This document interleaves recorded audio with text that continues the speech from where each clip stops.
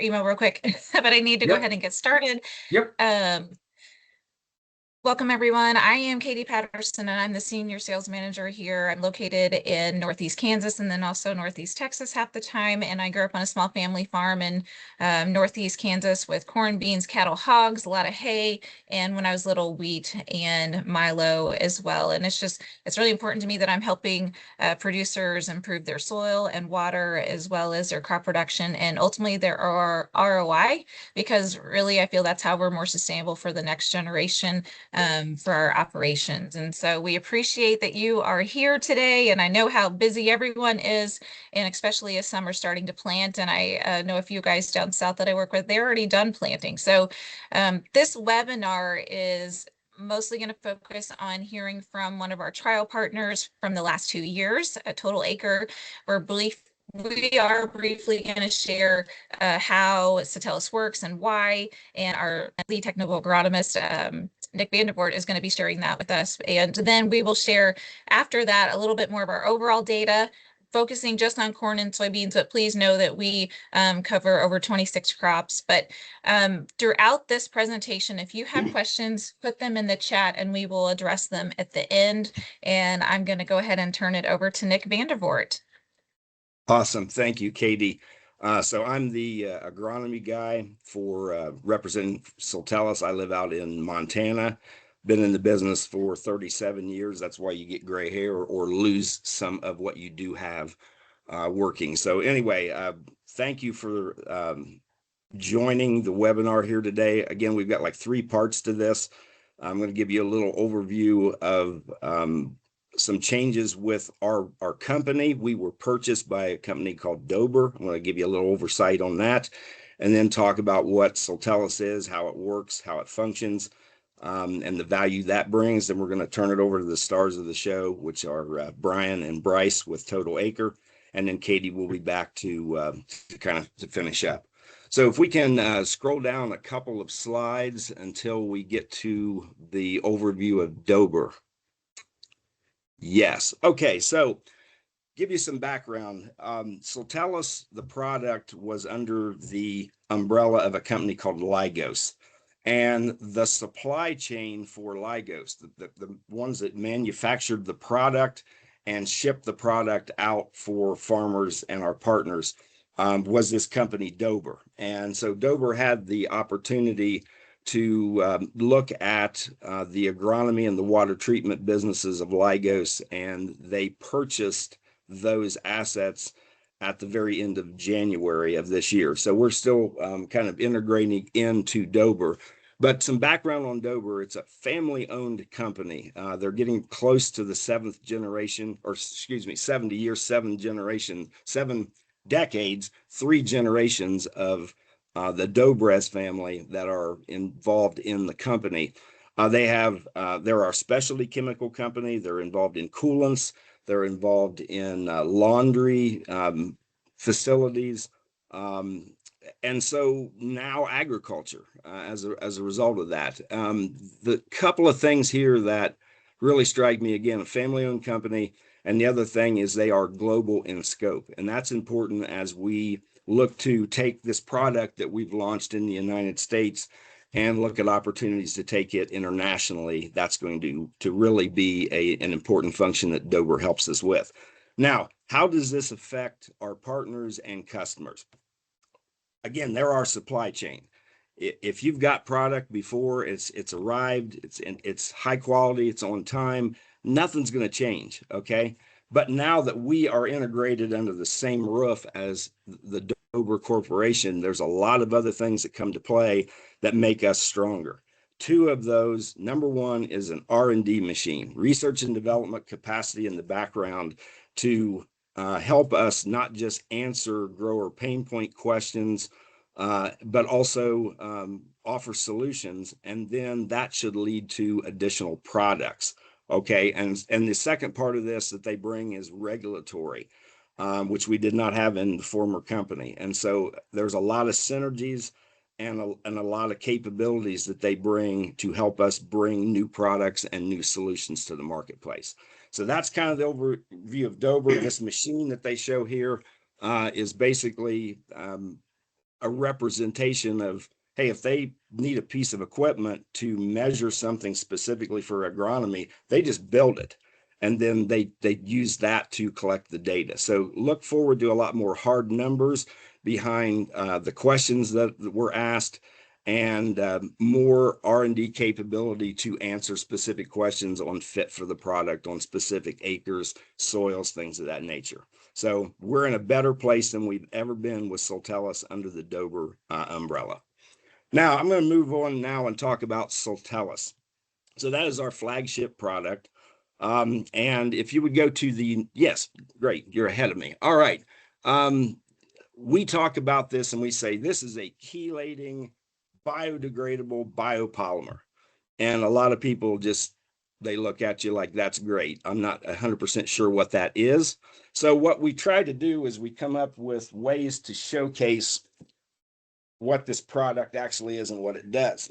So if you've been to any of our field days or Commodity Classic or anything, you may have seen this chain. Okay, so this is what's called Polymer 101, because if you understand what a chain is and how it's constructed with repeating units that are identical, then you kind of understand what a polymer is.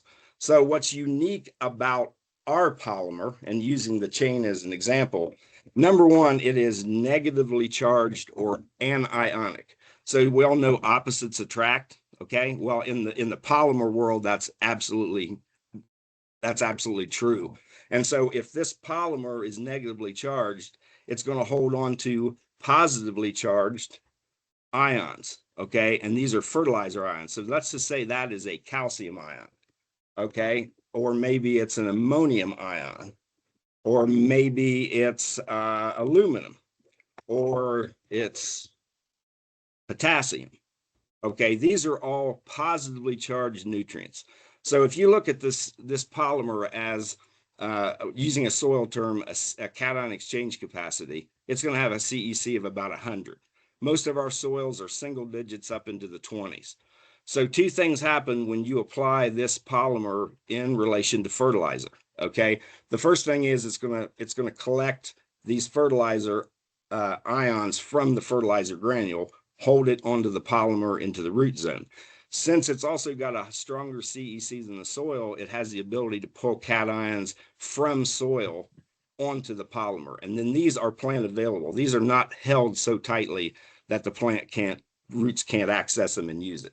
So the other phenomenon that happens is once you get a lot of positive charges on this polymer, it has the ability to attract negatively charged ions. That would be like your phosphates, all right, your sulfates. So you have on this polymer in the soil the ability to attract, hold, and supply all 13 critical crop nutrients. Okay, so that's the nutrient use efficiency behind this product. Okay, so the next slide kind of sums up from two aspects. Okay, so on the left, the dark green is this bioavailability of nutrients. Again, it talks about the chelation, the holding, the supply, the CEC. The other thing about this polymer is it loves water. It holds water next to it, and that's critical for not just the fact of nutrient exchange, but it's also very important, especially in drier conditions. This can hold enough water to get that crop that's under potentially drought stress to the next rain event. Okay. The second side of this is the second mode of action of the product, and that is really the stimulation of the microbiome, okay, which is the natural fungi, bacterial that are in the soil that work in tandem with the crop. And then at the bottom, you see this funnel about things that happen between this interaction of the plants, the soil, and the nutrients. And the end result is that the plant ends up being fed differentially better and through critical stages of its growth and development, and that shows as increased yield. Now, I want to show you this. This is another one of my props. I think we should start to think about Soltellus a little bit differently instead of just single mode of actions, but look about it and think about it in terms of a triangle. So at the top of this triangle, you have the crop, you have the soil over here, and you have the microbiome over here. These all work in tandem. All right. And they all work in tandem to benefit each and all. Okay. So if you think about the catalyst for all of these to have better effects, it is the Soltellus molecule that plays a vital role in that. And so if you have Soltellus in the mix, what you end up doing is from the soil perspective, um, because these all work in tandem, you have better soil health, better long-term productivity of the soil. The microbiome thrives. If it thrives and the soil is productive, then the plant is better fed and it maximizes the yield. And that is Soltellus, that is the driver basically of that triangle. Okay, so that's kind of the overview of the polymer, how it works, and what it brings to the table. Next slide, please. Okay, we just talked about making nutrients more available. If you make nutrients more available, they are taken up into the plant, and then constructive things can be done with those. So this is a trial that actually Total Acre was involved in back a few years back. And what this basically shows is that when we had Soltellus in the mix, we had a full rate of nitrogen, and then we had a full rate of nitrogen with Soltellus. What we're basically showing here is after a V10, I believe it's a V10 application, you go out several weeks outside of that, you can begin to measure notable differences in NP and K content in the leaves. So in this case, we were able to show an 18% increase in nitrogen, a 30% increase in phosphorus, and a 27% increase in potassium. So we're making the nutrients more available longer, they're taken up in the plant, and then those could be used as the engine for growth and development and ultimately yield.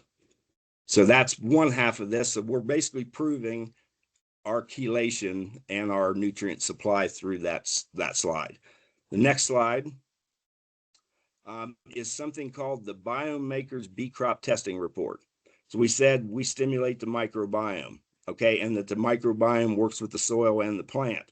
This measures that relationship and basically looks at the overlay of not having Soltellus in and with Soltellus, and the differential advantage with having the Soltellus in the mix. And what you see here is an increase in K solubilization, so the ability to pull potassium out from the soil and feed the plant. 99% increase in nitrogen stability, which is basically not like stabilizing nitrogen. We're not talking about that. It's basically making nitrogen available when the crop badly needs it. Okay, so that increases 99%. Then you get into the hormones, auxin, salicylic acid, abscisic acid. Those are really critical for growth and development, not just in the crop, but in the microbiome. And we see notable increases there. And then the exopolysaccharide production is the sugars, okay, the root exudates that the plant is generating. So this basically shows that interaction, that stimulation of the microbiome, and then the ultimate effects that it has to work with the soil and to boost the growth of the plant and the microbes themselves to thrive. Next slide. Last thing, and then we're going to get ready to turn this over to the Total Acre folks. The other unique characteristic about this, and now you remember the chain, you can take that chain and throw it out, let's say in the soil, and you can dig that thing up 50 years from now. It might not look as good, but it's still going to be there. It doesn't break down. Our polymer breaks down totally within the same season of use. The half-life is 28 to 40 days, up to 90 days in soil. And when it degrades, it's degraded by the microbiome, by the bacteria and the fungi in the soil that we're feeding, okay? And so when it breaks down, it degrades and releases carbon and nitrogen, which also stimulates the microbiome and leaves no baggage at the end of the season, no residues, no microplastics, no negatives, okay? That's the third part of this. Chelation, microbiome stimulation, biodegradability is what makes us very, very unique in the industry. All right, next slide. All right, stars of the show, Bryce, Mericka, and Brian Mattix. They have tested this product, put it through its rigors the last couple of years, and that they are going to now tell you about the data and the observations that they have been able to generate through that testing. Take it away, guys. Yes. Thank you very much for having us on. I am Brian Mattix, state-owned slide that I'm the product trial director and CFO for Total Acre, one of the founding partners. And the size of our trial division of our company, last year we placed almost 420 trials with 22 different companies and 6 different crops. And then I believe there are 77 different studies. And Lygos has been a partner for us for the last 2 years. And then we had this acquisition by Dover. And one thing I just want to state before Bryce talks about the results is my previous career, I worked in the automotive industry. And one of the things that I did for last several years of my career is we did operations audits to assess the performance of our suppliers. And I got the opportunity to go visit the Dover team in Illinois and was very excited. The first thing is that I wanted to assess was a leadership team, and we talked about the vision and how they were going to expand on this Soltellus brand. And the thing that I've gleaned out of it is they want to build unique products based upon sound scientific principles, which I find Bryce and I find to be very that's what we're about. And we're about working with the best in the business and best products. And then they went and toured us we went toured their labs, and I could really tell that the team that they have really good R&D practices, which is very encouraging to make the best products possible in the market.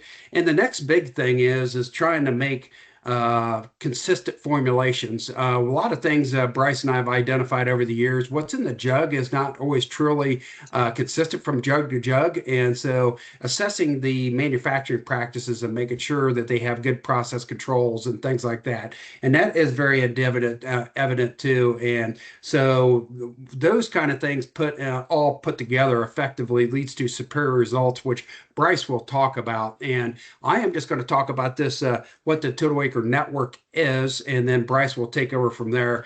Our network, we are approximately about 400 members, and we cover 32 states in the 32 states in the U.S. As you can see, we really have good penetration in the Corn Belt and up in the plains.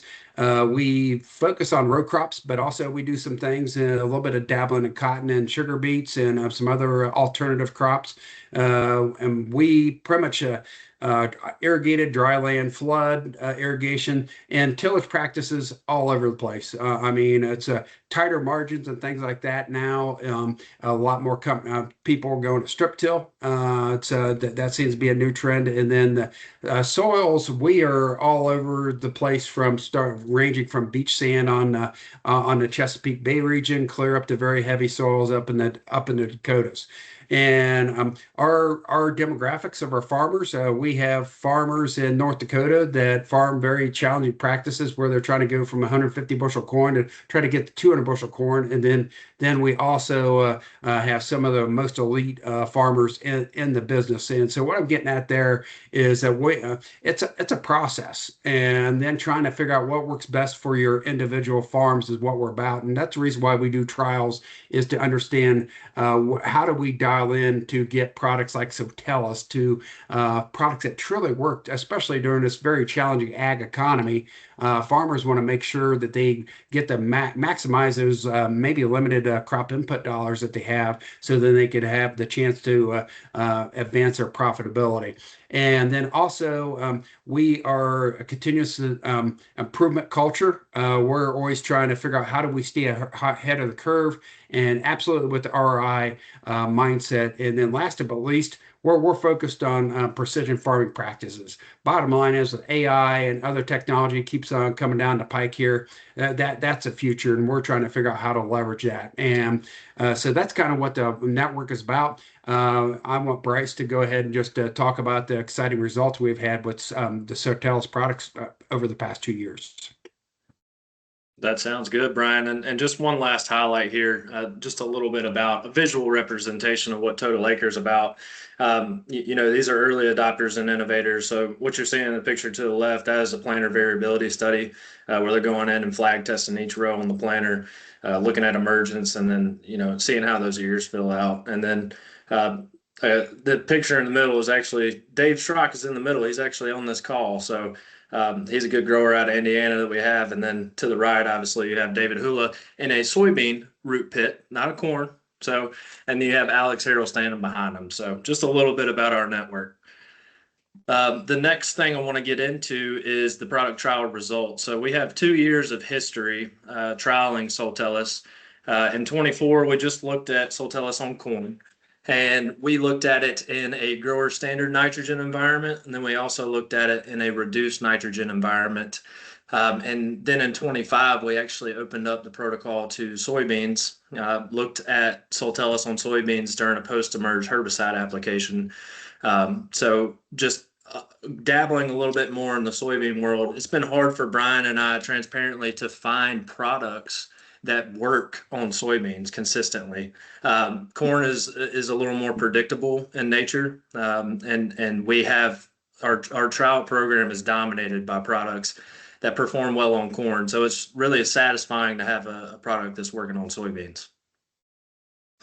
So the next slide is actually 2024 product trial results. I wanted to show the history we have here with Soltellus. This is just displaying the grower standard nitrogen trials and the results we saw in the grower standard fertility practice environment. So with keeping nitrogen the same and using Soltellus, both in-furrow at 2 quarts to the acre and then side dress 2 quart to the acre, we saw an 80% win rate with an average win response of 7.2 bushel. So one thing we point out to our growers here is this is what you're going to see on any marketing material you'll see out in the space is you'll see the win rate, and then you're going to see the yield average from their win rate. So that's what's displayed with the 7.2 bushel. The unfiltered analysis, which is an average of the positive and negative yield responses, is down there in green. That's the 4.56 bushel. That is still an outstanding yield result. That's really continually a top performer for our network is Soltellus on corn. I did not show the reduced nitrogen study right here just because we had 2 growers in Iowa who are really efficient on nitrogen already. And when we were placing these studies, we really wanted to see how far we could push it because this network is all about progression and dialing things in. So not only are we trying to chase high yields, but like Brian said, we're trying to chase ROI and profitability. So with that being said, we did have some negative yield responses with the significant reduction in nitrogen on those studies. If you're interested in hearing more about that, please reach out to me personally. It's something our Total Acre growers see within our network. But for time's sake, I just wanted to get to the 2025 results where this year or this past year for 25, we looked at grower standard nitrogen. We did not implement any type of reduced nitrogen situation. And again, saw a 71% win rate with an average win response of almost 4.5 bushel. So again, really good results and going with fertility. So again, this was 2 quarts in furrow and then 2 quarts side dress. I know that's not technically your labeled rate, but we wanted to push it with these guys. These are experimental trials for our growers who, like you're seeing some of these yield environments up into the 300. So, these are pretty efficient growers, pretty high yielding growers. And that's where we thought we were going to benefit, is trying to push it on rate. So I wonder what these results would look like if we did a quart in fur and then a quart side dress. I think we would even have outstanding results there, but just full transparency. And then for the soybean results, we did 2 quarts with a post-emerge herbicide application, and this was the top performer on soybean trials within our network. 100% win rate there with almost a 2 bushel response. And then the next slide is actually, I want to pull out a case study for you guys. And this is actually out of Delaware. This is obviously pretty low CEC soils, so struggles to hold nutrients typically. And this is actually tissue results out of our system. I've actually been cleared to share this, but this is actually looking at tissue sample sufficiency for this grower's yield environment. And you can see I've got the top separated into an infer and V10. So he did infer and then a late wide drop with Soltellus in it. And then on the bottom, I have control, which was no Soltellus at a standard nitrogen rate. And this grower is known. He's got a background in engineering, so he's pretty mindful of trial protocols and trial setup.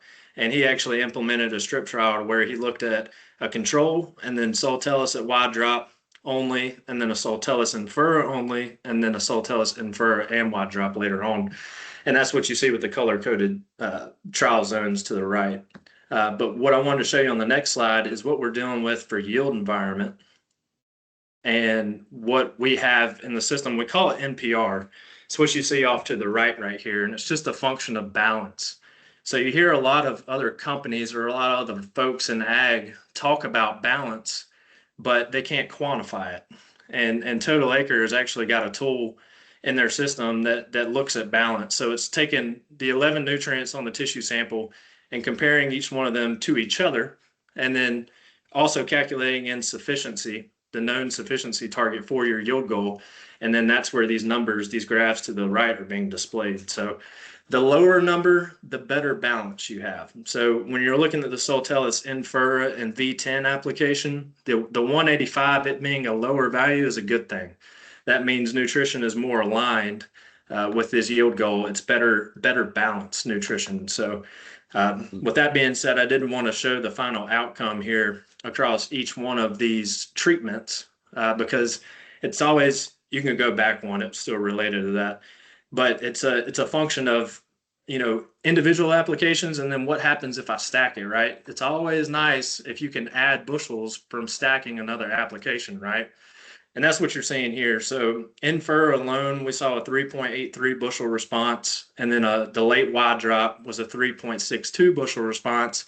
And then when you paired those together, so the infer application and the wide drop, you had almost a 5 bushel response in a 300 bushel yield environment. So that's pretty impressive to me, and the grower was extremely satisfied. So I would say on corn especially, we've seen really good results in riding with significant amounts of nutrition. I know y'all have had really good success using it foliarly as well, but we've seen really good results in our network, especially with letting it ride with nitrogen. So, and then the next slide you'll look at, I think it's my final slide, it's just a soybean trial from Ohio. This grower, Brad Weaver, he had significant drought pressure up in Ohio. Brian knows what I'm talking about this year. And he was very, very impressed. I mean, we were actually on the fence of following through with this trial because it was so dry. These beans were planted late May, and then he ended up making an application around July 1st. And he was on the fence about spraying because he was like, man, it's so dry. I mean, they are puckered up a little bit. They're curled up. Do you want us to spray it?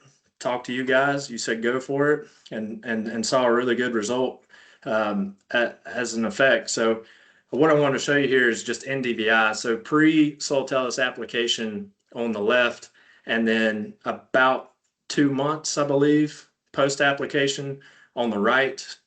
And you can see the plant health was there. So even throughout the drought, we were able to really push those beans along and keep them healthy through pod fill. So ended up for him, you know, a success, and he was able to avoid BB beans as a result of the drought. So he was super satisfied. He did not expect 60 bushel beans by any means. So it was a great trial.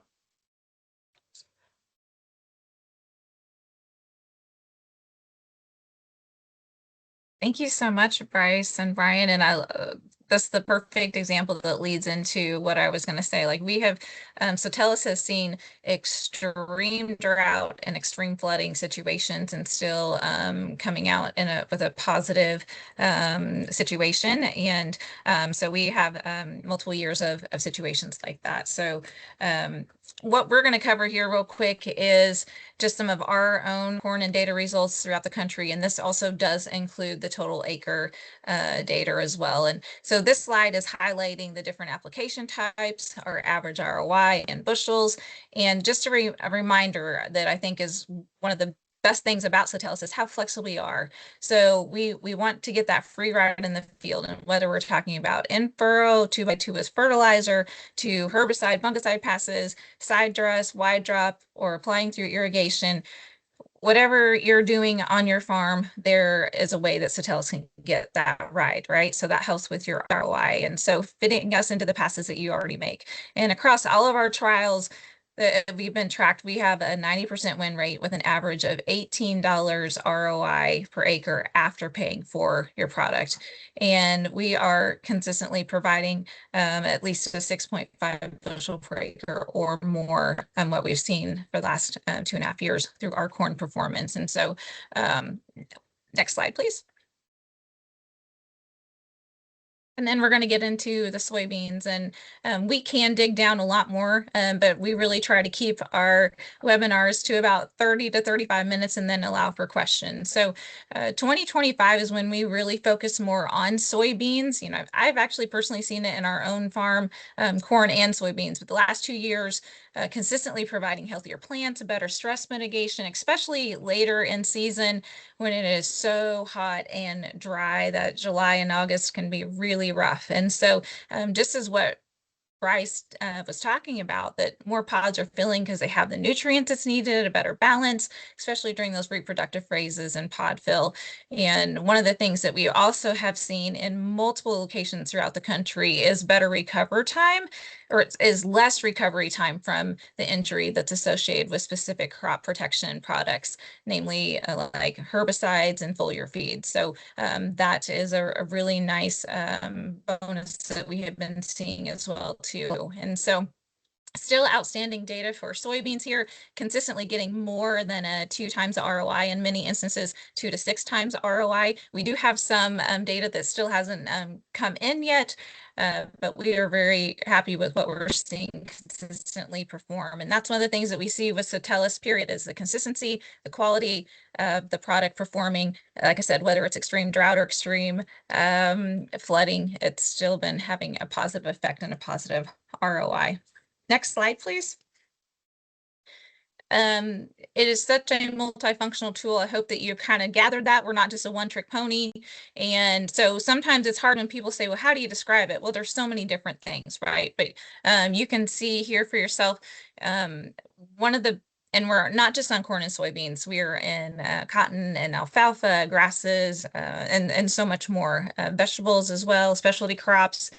And I think it's really important that you know that we understand the risk that comes with trying things that are new, right? And there's a lot of products out there, and it is really hard agronomically right now. It always is, but especially right now. And so it's important that you guys know that we believe in our product, that we are backing our corn and soybean data with our performance guarantee. And so if you do not get 2 times your ROI, we are going to pay for your applied product. We want to remove that risk for you to try something new.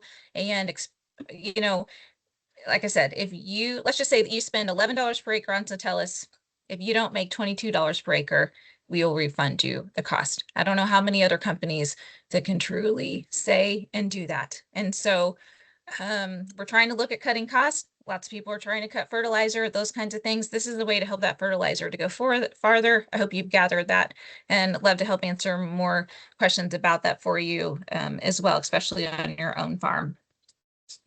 And so on behalf of our team, I want to personally thank you and Bryce and Brian, and we're going to have time for questions. And Nick, you can, yeah, just go back to that slide.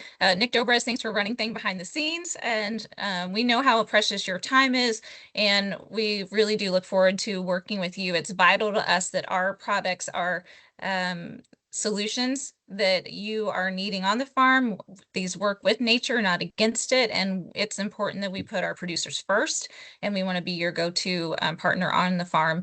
And this is going to be available as a recording. And then also we do have our data webinar from 2025 harvest data that is on the website that is dober.com/agronomy. And you can see all of our data from the past when it comes to corn, beans, alfalfa, cotton, hay, peanuts, and more. So if you want to see that, we have that webinar, and I encourage you to take 20 minutes to watch that. And you can also find where you can buy Soltellus and our list of our partners, and as well as our contact information too. So if you have questions, I hope that you put them in the Q&A. And if you have some later, you can reach out to us anytime for sure. Let's open it up.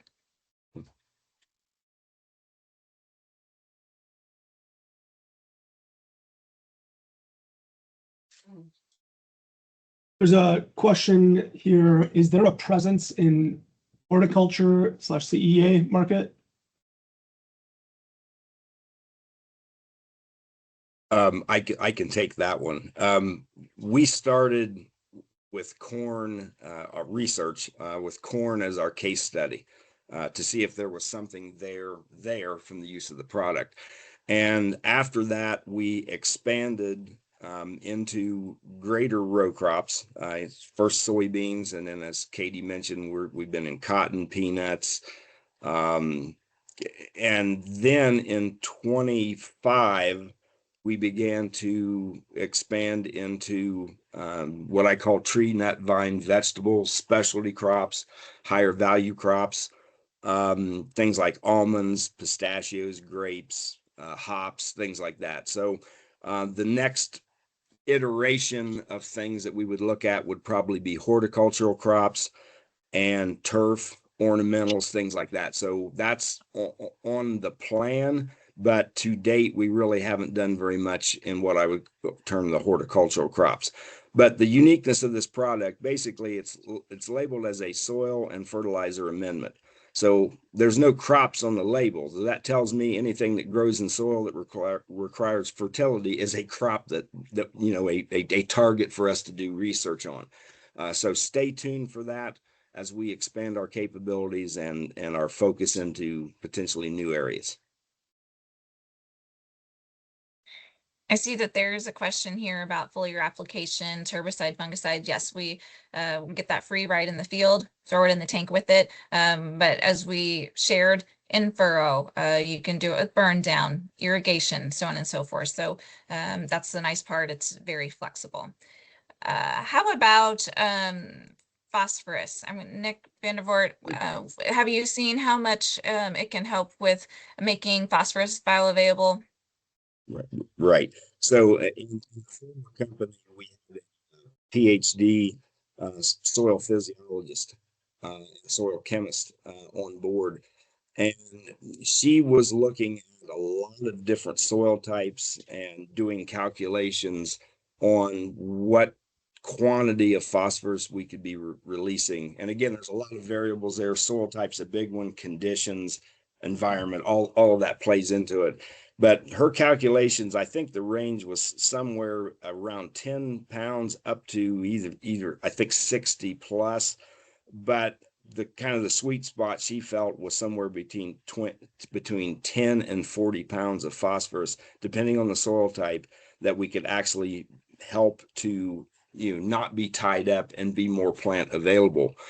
But again, a wide range there, but we do know that we have the activity and we have the ability to free phosphorus up. Okay, thank you. Are there any tank mix restrictions when it comes to using Soltellus? No.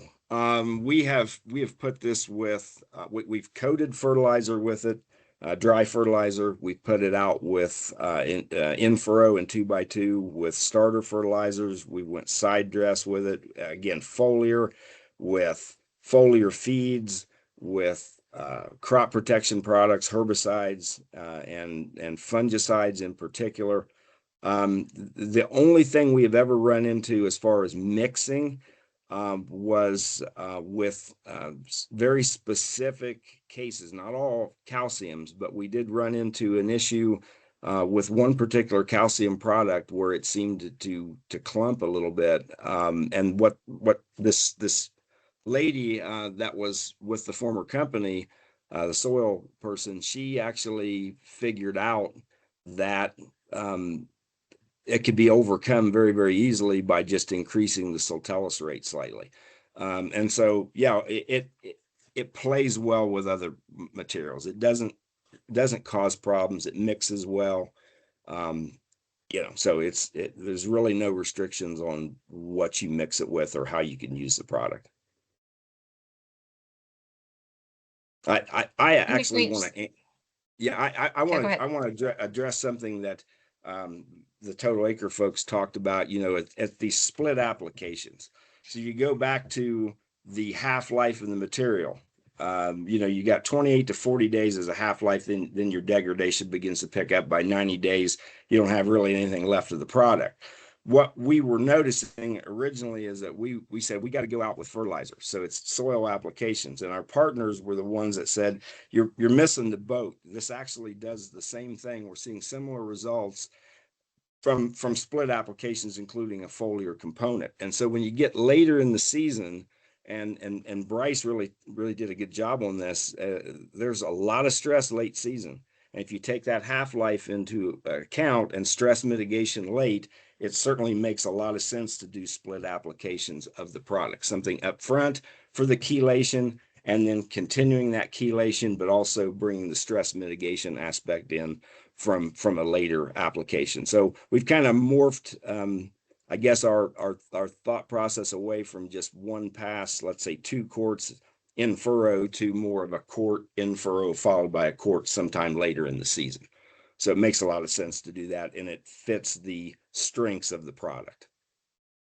So that's a perfect tee up for this next question. Can Soltellus be applied in the reproductive stages for corn and soybeans and still have an ROI? Yeah, yes. Yes. So some of the applications that we've made, again, I'll use the fungicide example. That's in the case of corn, that's, tassel and beyond, is when those applications go out, and we've seen additive effects from having the Soltellus in with that. Certainly we've seen it in soybeans, especially I think more from the stress mitigation angle.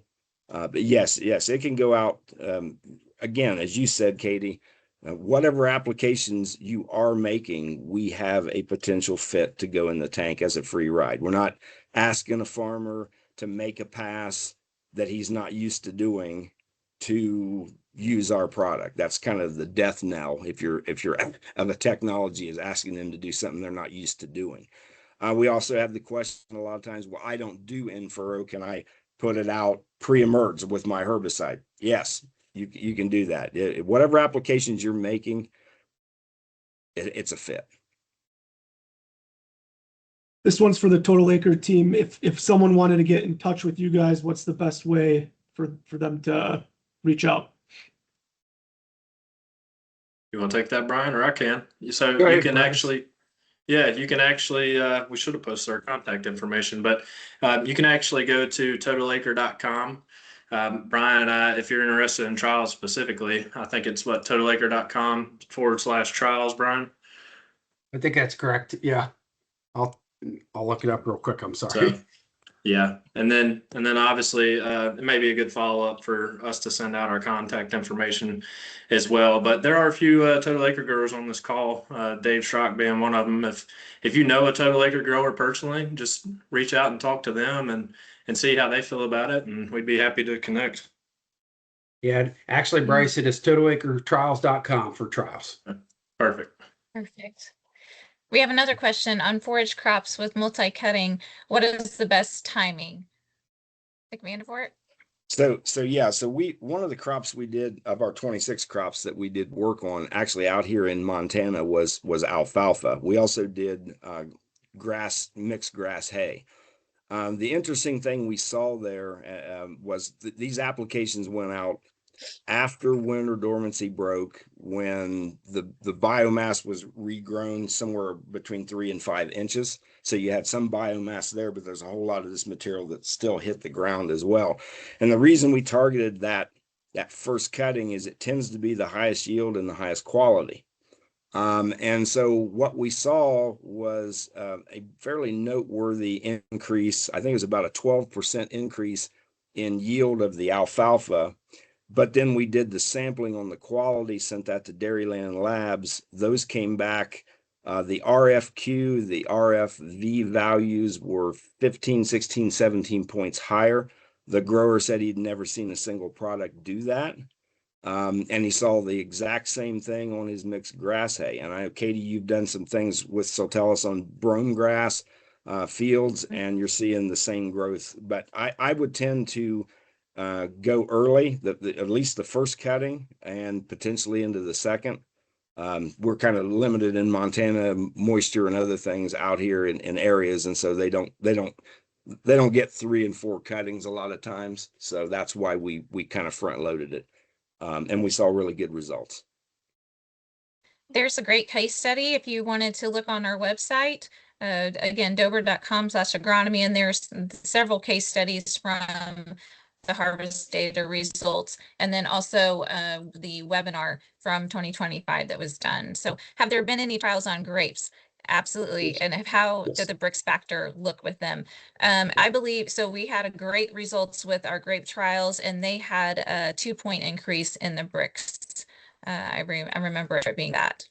So we can share more data about that too. Do you have anything you want to add to that, Nick? I just knew that off the top of my head. So yeah, so sometimes you will see on year 1 you can see yield, and you can see things like Brix improvement. Sometimes it takes a second year. It's like your applications are setting up the yield for the second year. So I think the only thing I say about grapes is there's a lot of different varieties of grapes, and some of them may respond more quickly than others as far as seeing a yield as well as a quality benefit year 1. Some of them may take the second year of application, but we're continuing those studies this year, and so we'll see what our data looks like from those research trials. Appreciate everybody hopping on, and all the questions are always welcome. If there's more they come along, then please reach out to us. And again, we will be sharing the recording later, and we hope that we get to work with you, and we appreciate Total Acre and the trials that we do with them and their members. Thanks for having us on. Absolutely. Thank you. Thanks. All right. Have a great rest of your day, guys. Thanks. Bye. Thanks. Bye.